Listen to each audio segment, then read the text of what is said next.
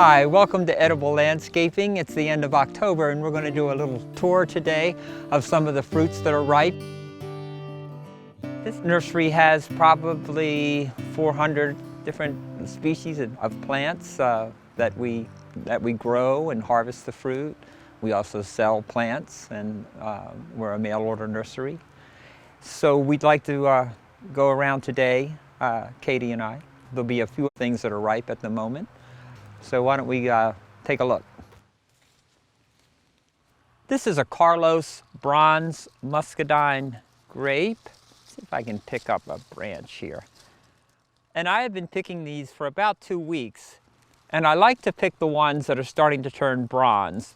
This is green here, I guess. You can see that one there. And then this one is getting more bronze. Also, they'll get a little softer to the touch. And you can see the sun penetrates pretty well into this vine where you can see all the fruits.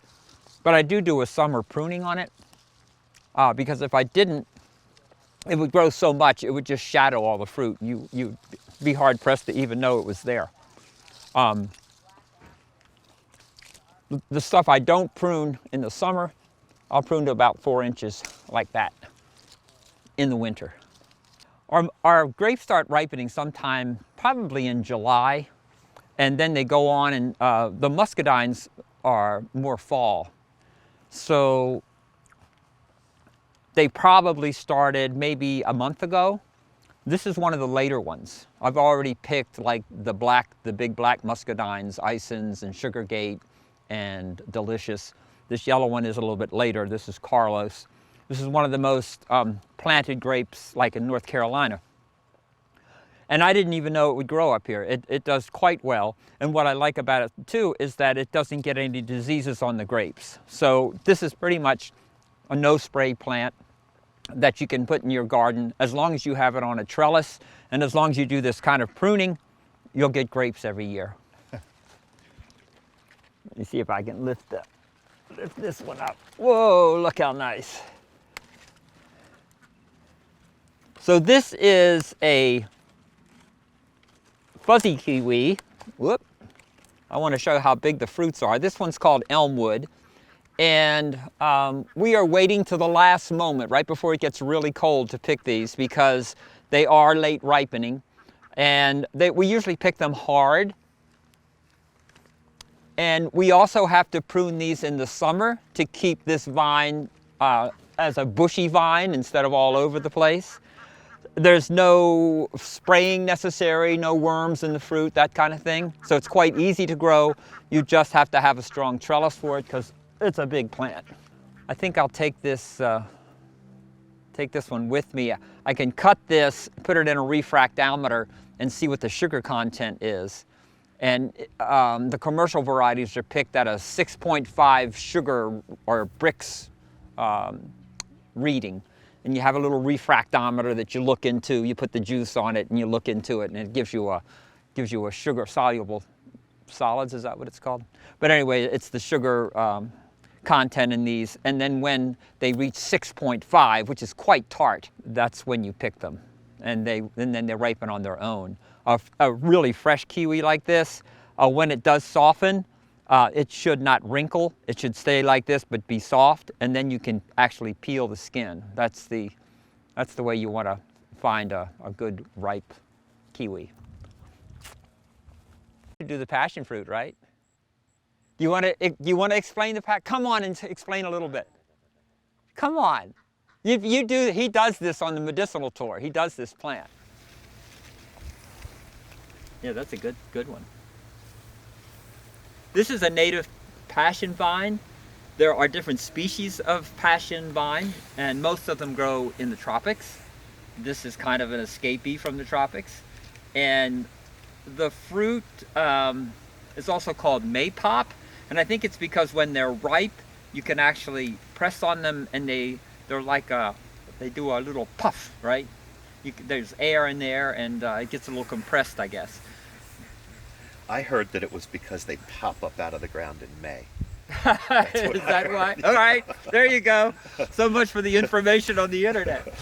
I think all parts are edible. Yeah, the leaves have a lot of vitamin and nutrient in them, and they're very tasty in salads.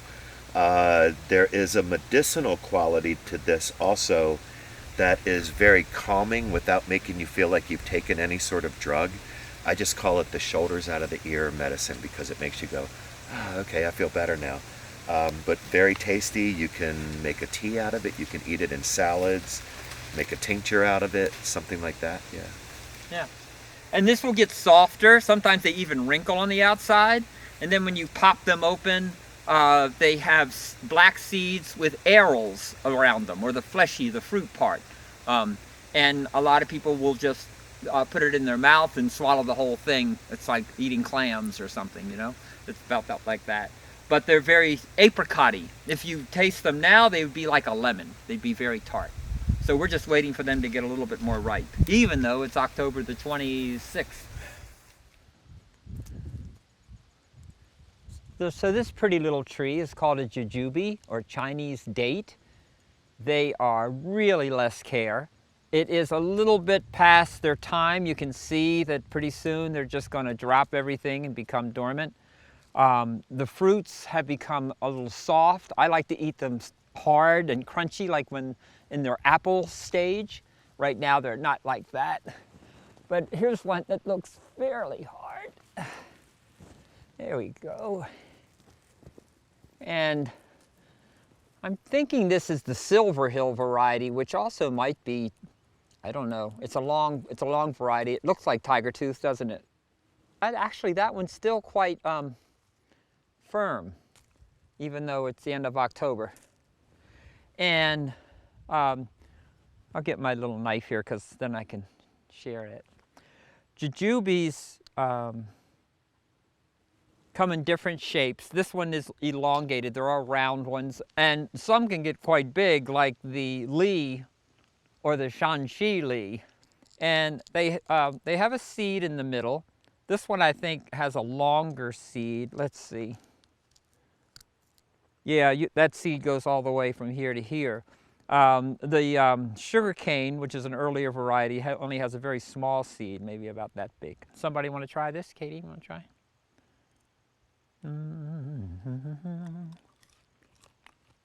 But it has a really good flavor, doesn't it? It's very apple. Yeah, very apple and lots of supposedly B vitamins. So great little addition to a fruit salad because you can cut them up like little apples like this. Some of these on the ground we could probably pick up, put them in a pan and steam them, add a little maple syrup or sweetener, and you'd have something that tasted very much like a Deglenor date. This is Li jujube. I like the tree. It's behind me here. Small, round tree. The fruit gets quite large and tasty. And I'm going to eat another. Here, you take the other side. It's good.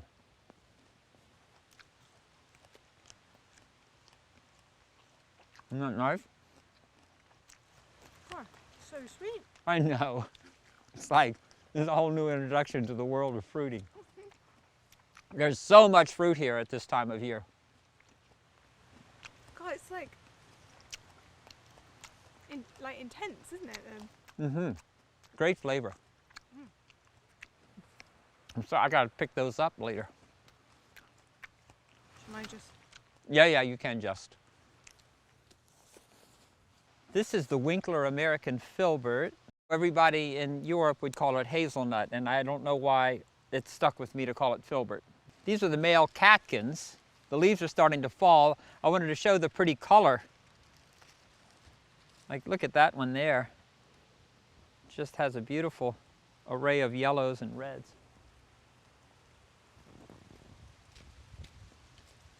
Somebody will probably ask, what are these little twist ties on this tree? This is a pheromone. It has the scent of a female codling moth. So I don't spray my trees for codling moth because this scent confuses the male and he never mates with the female, and then therefore she doesn't lay eggs in this orchard. And we put these pheromones here in the spring every year. But that's what that is if you want more information on that. Then these are the male catkins. The female filbert is in the buds, and these red filaments will come in the spring. These will elongate and get a powdery yellow pollen that comes out from them, and then they're wind pollinated. The pollen falls and it sheds onto the self-fertile Winkler filbert. I like this American filbert because it's self-fertile and it's also a small plant, so you can, it doesn't take up a lot of space. Yeah, and these ripen in August, end of August or August, so they're pretty much gone. This is the green tea, white tea, black tea plant. This is the one that is grown like in the higher elevations, you know, the Tetley little tea leaves or Lipton. I didn't think that it would grow here, but I did find out that it's one of the more hardy camellias. So if you can grow a camellia like they do, say, in Myrtle Beach, the flowering types, this will grow further north. And it will grow down that way too. I think there's even a tea plantation in Charleston.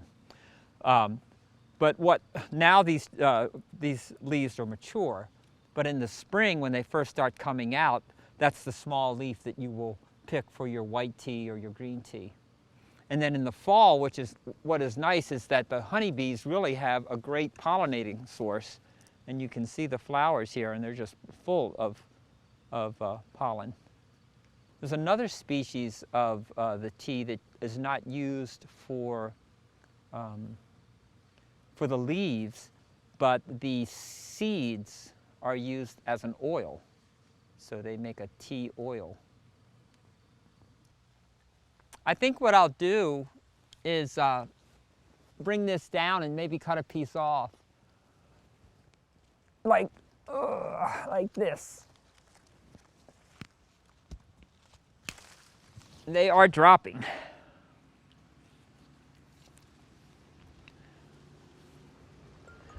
Another Asian fruit. This is a che, and years ago, one of our workers was actually doing a planting in a nearby town called Ivy, and he called me and he said, "Michael, there's this tree here. I don't know what it is, but it's full of red fruit, and it seems to be seedless." And so, voila, we found a seedless che. In the horticultural realm, most ches have these these large, inconvenient seeds, but this is totally seedless.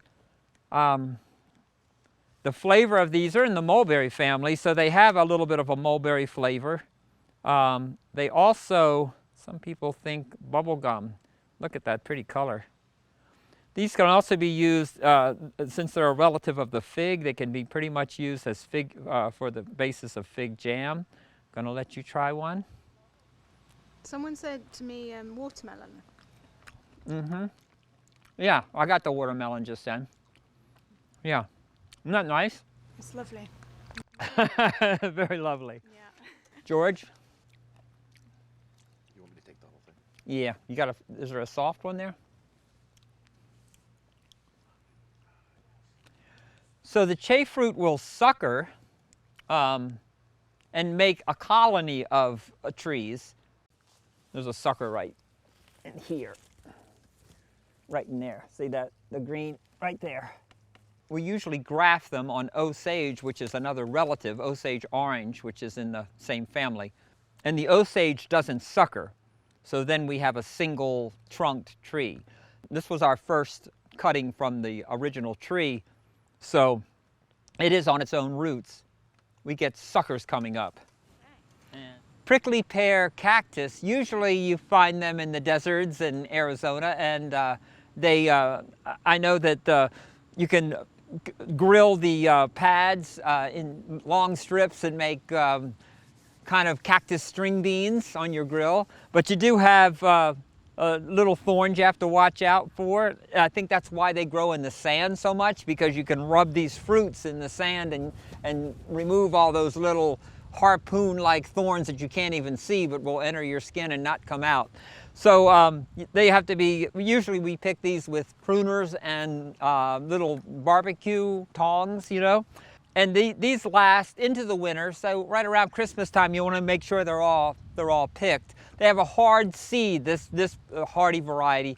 And so I usually juice these, and I get the pure red beet-like juice, and it's very, very nutritious. And I pour that beet juice like over a real pretty citrus salad or some kind of really colorful salad, and it just makes a nice impact. And of course, it's great for you. So you can see how they just grow on their own. It's not a big deal. When it gets really cold, they lay flat. They know to get close to the earth when it gets cold. And then by this time of year, they're just up and very pretty and handsome. So the last pear for us that's ripening in the orchard is the Korean Giant. Usually around September 21st, we have ripe fruit. This is the color that, this is when they're most ripe and most sweet. And these are very sweet pears. Up in the top there, we still have some that we didn't have a ladder over here, so we didn't pick those. We've got most of these in the refrigerator right now, and they do keep for a couple of months in the refrigerator. These have not really been sprayed. The only thing they really get is maybe some stink bug damage, but right now they look pretty good. And I guess you could, oh, that one's a little soft. Just kind of feeling them here. If you want to try that, go ahead and take a bite into that and see what you think. And they should be quite sweet. Am I right? Yeah. Yeah. Yeah, they're a very good pear. And of course, they can be used in a number of ways. In fact, when I get too many of them, I juice them and I make a pear. It's not a pear sauce, but it's a very thick juice. And I usually just put them in little jars. I take care of all my little jars. You know, I don't throw them away. If I buy salad dressing jars or something, I clean them up and use them to make these juices, and then I freeze them. It's got a nice gold texture. And I just want to say thank you so much. And I'm talking about Katie, who came down here from Front Royal to film all this.